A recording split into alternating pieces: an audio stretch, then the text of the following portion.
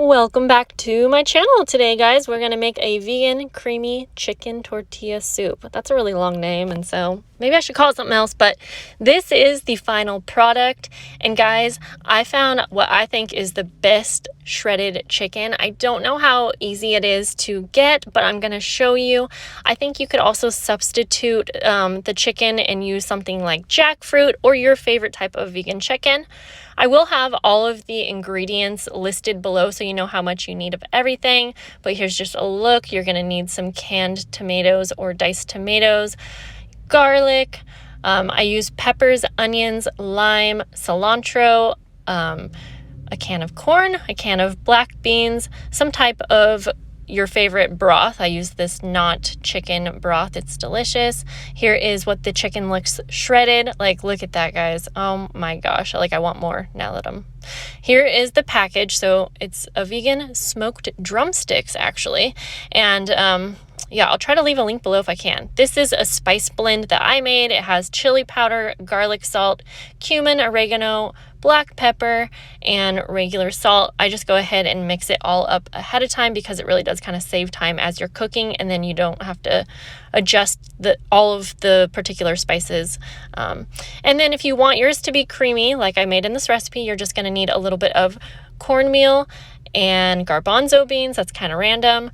Some cheese, lime, and cilantro for topping. And then I don't know if I mentioned, I also use some wine and flour. You'll see as we go along. So here's the package for the chicken, and I am getting started cooking the chicken and the tortillas. So I just dump out this whole chicken, and I actually went ahead and covered mine in this green chili salsa that I had just because I had it, and I'm gonna cook that at 325 for it does take about 35 minutes. Once that's in, I head over to the tortillas. These are corn tortillas, and I'm going to cut them in strips. I had about 15 tortillas. It's totally up to you how many you want to make. And I do recommend making your own tortilla strips, but you could also sub this for just some chips.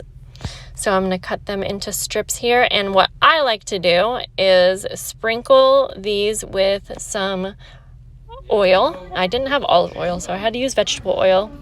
And then I also sprinkle over some lime juice and some sea salt.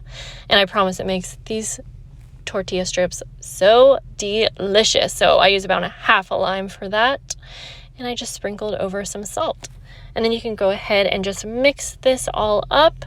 Now, some people like to cook their tortilla strips on the stovetop in a bunch of oil. I was trying to keep this a little healthier, so I actually go ahead and I'll spread it on a baking sheet that's lined with parchment paper so it won't stick. So try to do as even as a layer as you can. The oven was already at 325, so I went ahead and just put this right in that oven. And these do take about 20 minutes to get crispy. Just keep a close eye on them. I'm going to set those aside for now. Here's what the chicken looks like after 25 minutes. I go ahead and flip it. It does get brown and kind of crispy on the outside. Once I flipped everything, we'll go ahead and stick it back in for another 10 to 15 minutes.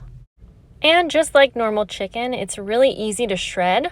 I go ahead and take the bone out, which is actually sugar cane, but I'm telling you guys, these drumsticks are so realistic. So if you are not someone who actually used to like meat or likes that type of texture, you might not like this, but the flavor is also so good. So I take those bones out, fake bones out, and I'm just gonna go ahead and shred it with 2 forks.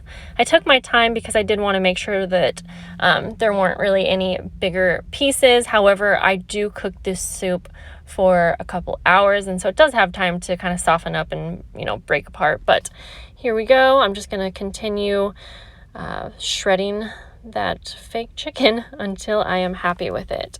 And then we can set the tortilla strips aside in a little container or something. Next, we're going to get started with the actual base of this soup. I'm going to go ahead and add that diced onion. I'm going to add my peppers, which was probably about 1 small pepper, or I had like 4 or 5 mini peppers chopped. I have about a tablespoon of oil, and then I use about 6 or 7 cloves of garlic because I love garlic. Now it's time to let these get nice and translucent. I cook it on like a medium heat. And then once they get softened up, translucent, I add in the tomatoes. Now, I probably should have tried to drain some more of the liquid because you don't really want your soup to be getting wet yet. Okay, now we're going to take our spices. I put about half of the spice mixture in there. I'm going to take half of my lime juice. Again, I'll have the measurements down below. I don't usually measure when I'm cooking, guys, so it is a little challenging for me to have measurements, but I tried. Okay, and then I take about half of the cilantro, and I'm going to go ahead and I cook this on medium heat until it gets real bubbly. Now, I would have waited till it was a little bit more dried out, but I just went for it. I added in my wine. I like to use a little bit of wine and flour. Almost like if you were making a roux or something like that. I just like the flavor and the thickness that this added. Again, if you didn't use canned tomatoes and yours weren't so liquidy like mine, you could totally skip this step, but I really do recommend adding some cheap white wine if you like that. I think it gives a really good depth of flavor. So I just coat all of these veggies that are in here until it gets kind of thick, and it's not really even quite like a roux because, again, it was still so liquidy, but it's still, I think it was still a step that I wouldn't miss next time. And then now it's time to go ahead and add our broth. And I had the not so chicken bouillon, and I just already added it to some water, and then I added 1 extra cup of water. Now I decided last minute to go ahead and add about 2 cups of oat milk.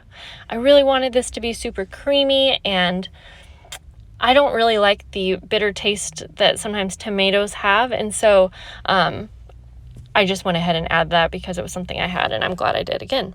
All right, so now you can see that I'm taking about, I don't know, 5 spoonfuls, so maybe like 2 or 3 cups of the soup mixture. I'm putting it into my blender, and then into the blender I'm also going to add a few things. I'm going to add my half can of garbanzo beans. I'm going to add either, you could use cornmeal, or I already had these corn tortillas. I add about 4.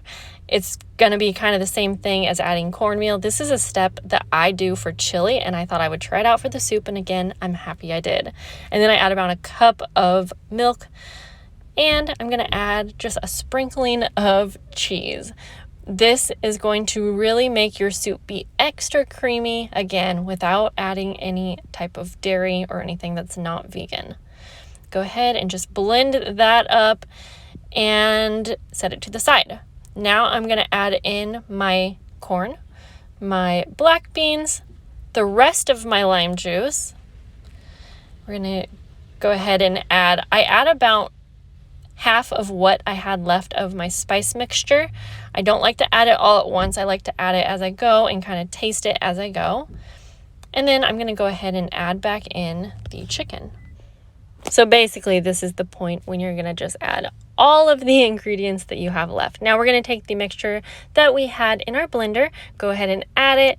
If you can see, I did leave it like a little chunky, but it still was super creamy. You could make yours less chunky if y'all want. Now I'm going to go ahead and stir this all up. I like a lot of different textures in my soup, so that was why I decided to go ahead and keep that blended mixture just a little bit more on the chunky side instead of super pureed. So you just want to give this a really good mix. And then you're just going to go ahead and set this on low heat. You really could have put all this like in a crock pot if you wanted. But I like doing it in my, what do you call this, cast iron skillet? I forget. Anyways, I let it cook for 3 hours on low. You can see how nice and creamy that gets. It's super thick. And oh my gosh, guys, my house smelled delicious. Here's what it looked like when I had it plated up with my toppings. I hope you guys will try this. And I'm not the best at recipe videos, guys, but if you want to see what I'm eating, I'll continue to show you. I'll talk to you later. Bye.